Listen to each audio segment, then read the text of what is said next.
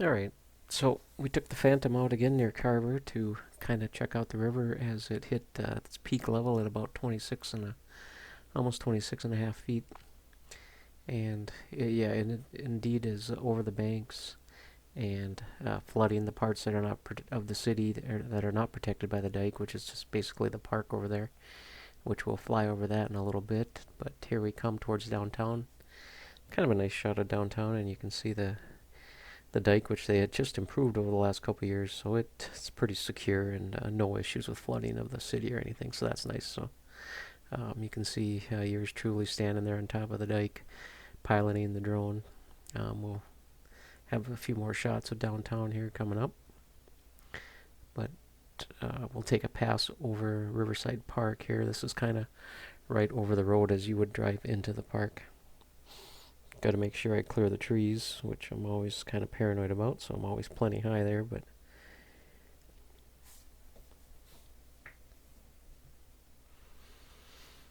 so it's not 10 feet underwater, but it's there's a foot or two in there at places. There's parts of the park that aren't even quite flooded yet either, so you can kind of get a feel for how bad the flooding is relative to the level, the surface level here. To the left, there's the archery range, which was underwater. There, I guess we passed by it now, but that's well underwater, as is the road and everything else. And so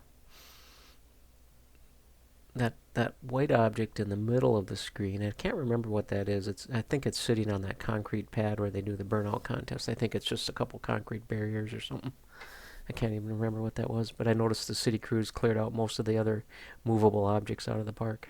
So no issues there. So here we're flipped around, kind of facing west, southwest, and just going to pass the other way, kind of have the sun glaring into our eyes a little bit, but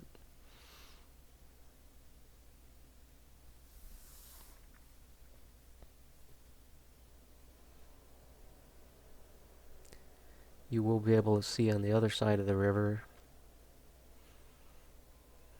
that the water has kind of spread into those lowlands over there. I'll have another shot in a little bit from the other direction that shows that as well. So this is probably a couple hundred feet up right here, I think, is the altitude I'm flying at.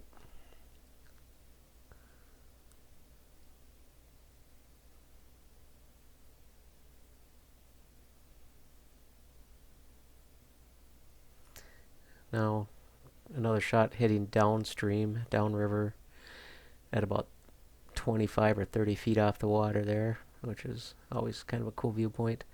And then this is actually would be upstream around that bend that leads into town.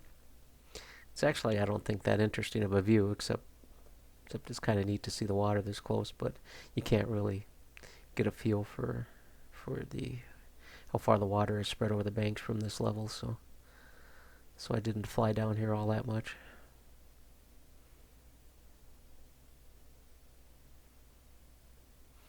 And then again from probably 300 feet up or so, just kind of the same part of the river actually, just from higher up. And then coming up here, I think I get close to 400 feet, which is the legal limit. There's some debate on whether that's technically truly legal or just a highly suggested guideline on where to fly.